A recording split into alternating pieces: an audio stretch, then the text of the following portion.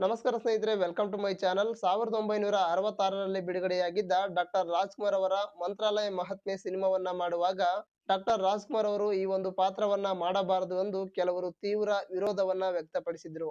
ನಂತರ ರಾಯರ ಸೂಚನೆ ಮೇರೆಗೆ ಈ ಸಿನಿಮಾವನ್ನ ಮಾಡಿದ್ರು. ಅಷ್ಟಕ್ಕೂ ಯಾಕೆ ಅಣ್ಣವರು ಈ ಪಾತ್ರವನ್ನ ಮಾಡಬಾರದು ಅಂತ ಹೇಳಿದ್ರು, ರಾಯರು ಹೇಗೆ ಸೂಚನೆ ಕೊಟ್ರು, ಈ ಸಿನಿಮಾದ ಚಿತ್ರೀಕರಣವನ್ನ ಮಾಡುವಾಗ ಅಣ್ಣವರು ಹೇಗಿದ್ರು, ನಂತರ ಈ ಸಿನಿಮಾ ಯಾವ ರೀತಿ ಯಶಸ್ಸು ಎನ್ನುವ ಸಂಪೂರ್ಣ ಮಾಹಿತಿಯನ್ನ ಈ ಒಂದು ವಿಡಿಯೋದಲ್ಲಿ ತಿಳಿದುಕೊಳ್ಳೋಣ.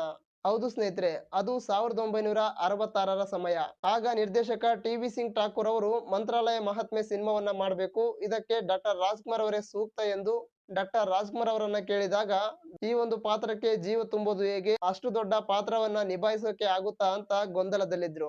ಅದೇ ಸಮಯದಲ್ಲಿ ಈ ಸುದ್ದಿ ತುಂಬಾ ಪ್ರಚಾರವಾದಾಗ ಕೆಲವರು ಬಂದು ಡಾಕ್ಟರ್ ರಾಜ್‌ಕುಮಾರ್ ಅವರು ರಾಯರ ಪಾತ್ರವನ್ನ ಮಾಡಬಾರ್ದು, ಯಾಕಂದ್ರೆ ಅವರು ಮಾಂಸಾಹಾರಿಗಳು, ರಾಯರಿಗೆ ಅಪಮಾನ ಮಾಡಿದಂತೆ ಆಗುತ್ತೆ, ಈ ಪಾತ್ರವನ್ನ ಮಾಡಬಾರದು ಅಂತ ತೀವ್ರ ವಿರೋಧವನ್ನ ವ್ಯಕ್ತಪಡಿಸಿದ್ರು. ಮೊದಲೇ ಗೊಂದಲದಲ್ಲಿದ್ದ ಡಾಕ್ಟರ್ ರಾಜ್‌ಕುಮಾರ್ ಅವರು ಇದೆಂತ ಪರಿಸ್ಥಿತಿ ಬಂತು ಅಂತ ಯೋಚನೆ ಮಾಡ್ತಾ ಇದ್ರು. ಆದರೆ ಈ ಸಿನಿಮಾದ ನಿರ್ದೇಶಕ ಮತ್ತು ನಿರ್ಮಾಪಕರಾಗಿದ್ದ ಟಿ.ವಿ. ಸಿಂಗ್ ಠಾಕೂರ್ ಅವರು ಮತ್ತು ದೊರೆ ಭಗವಾನ್ ಅವರು ಈ ಪಾತ್ರವನ್ನ ಡಾಕ್ಟರ್ ರಾಜ್‌ಕುಮಾರ್ ಅವರಿಗೆ ಮಾತ್ರ ಮಾಡೋದಕ್ಕೆ ಆಗುತ್ತೆ, ಈ ಪಾತ್ರಕ್ಕೆ ಡಾಕ್ಟರ್ ರಾಜ್‌ಕುಮಾರ್ ಅವರೇ ಸೂಕ್ತ ಅಂತ ನಂಬಿದ್ರು.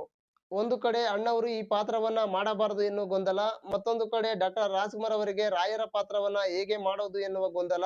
ಈ ಎಲ್ಲಾ ಗೊಂದಲಗಳ ನಡುವೆ ಚಿತ್ರತಂಡ ಮಂತ್ರಾಲಯಕ್ಕೆ ಹೋಗುತ್ತೆ. ಆಗ ರಾಯರ ಸನ್ನಿಧಾನದಲ್ಲಿ ರಾಯರ ಹೇಳಲಿ ಈ ಪಾತ್ರವನ್ನ ಯಾರು ಮಾಡ್ಬೇಕು ಅಂತ ರಾಯರ ಸನ್ನಿಧಾನದಲ್ಲಿ ಅಣ್ಣವರು ಸೇರಿದಂತೆ 3-4 ನಾಯಕ ನಟರುಗಳ ಹೆಸರನ್ನ ಒಂದು ಚೀಟಿಯಲ್ಲಿ ಬರೆದು ಪುಟ್ಟ ಮಗುವಿನ ಕೈಯಿಂದ ಎತ್ತಿಸ್ತಾರೆ. ಪವಾಡವೆಂಬಂತೆ 3 ಬಾರಿ ಚೀಟಿಯನ್ನ ಎತ್ತಿಸಿದಾಗಲೂ ಡಾಕ್ಟರ್ ರಾಜ್‌ಕುಮಾರ್ ಅವರ ಹೆಸರೇ ಬಂದಿರುತ್ತೆ. ಆದರೂ ಗೊಂದಲದಲ್ಲಿದ್ದ ಡಾಕ್ಟರ್ ರಾಜ್‌ಕುಮಾರ್ ಅವರು ಆ ದಿನ ರಾತ್ರಿ ರಾಯರ ಸನ್ನಿಧಾನದಲ್ಲಿ ಮಲಗಿಕೊಳ್ತಾರೆ. ರಾಯರು ಬಂದು ಅಣ್ಣವರಿಗೆ ಅದೇನು ಹೇಳಿದ್ರೋ ಗೊತ್ತಿಲ್ಲ, ಮಾರನೇ ದಿನ ಬೆಳಿಗ್ಗೆ ಅಣ್ಣವರ ಮುಖದಲ್ಲಿ ದೈವಿಕ ತೇಜಸ್ಸು ತುಂಬಿತ್ತು. ಆಗ ಡಾಕ್ಟರ್ ರಾಜ್‌ಕುಮಾರ್ ಅವರು ಹೇಳ್ತಾರೆ, ರಾಯರೇ ಸ್ವತಃ ಬಂದು ಸೂಚನೆ ಕೊಟ್ಟಿದ್ದಾರೆ, ಈ ಪಾತ್ರವನ್ನ ನಾನೇ ಮಾಡ್ತೀನಿ ಅಂತ. ನಂತರ ಈ ಸಿನಿಮಾದ ಚಿತ್ರೀಕರಣ ಶುರುವಾಗುತ್ತೆ. ಚಿತ್ರೀಕರಣ ಪ್ರಾರಂಭದಿಂದ ಹಿಡಿದು ಮುಗಿಯುವವರೆಗೂ ಡಾಕ್ಟರ್ ರಾಜ್‌ಕುಮಾರ್ ಅವರು ಸಂಪೂರ್ಣವಾಗಿ ಮಾಂಸವನ್ನ ತ್ಯಜಿಸಿರ್ತಾರೆ.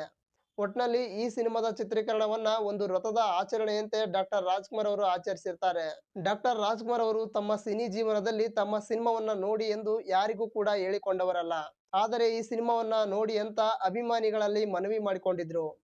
ನಂತರ ಈ ಸಿನಿಮಾ 1966ರಲ್ಲಿ ಬಿಡುಗಡೆಯಾಗಿ ಬಾಕ್ಸ್ ಆಫೀಸ್‌ನಲ್ಲಿ ದೊಡ್ಡ ಮಟ್ಟದ ಯಶಸ್ಸನ್ನ ಕಾಣುತ್ತೆ. ಅದರ ಜೊತೆಗೆ 25 ವಾರಗಳ ಕಾಲ ಪ್ರದರ್ಶನವನ್ನ ಕಂಡು ದಾಖಲೆಯನ್ನ ಬರೆಯುತ್ತೆ.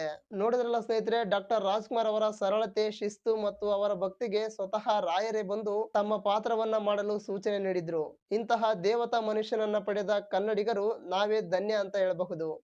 ಇದಿಷ್ಟು ಈ ವಿಡಿಯೋದ ಮಾಹಿತಿಯಾಗಿತ್ತು. ಈ ಮಾಹಿತಿ ನಿಮ್ಗೆ ಇಷ್ಟವಾದ್ರೆ ಲೈಕ್ ಮಾಡಿ, ಕಮೆಂಟ್ಸ್ ಮಾಡಿ, ಶೇರ್ ಮಾಡಿ. ವಿಡಿಯೋವನ್ನ ಪೂರ್ತಿಯಾಗಿ ನೋಡಿದ್ದಕ್ಕೆ ಧನ್ಯವಾದಗಳು.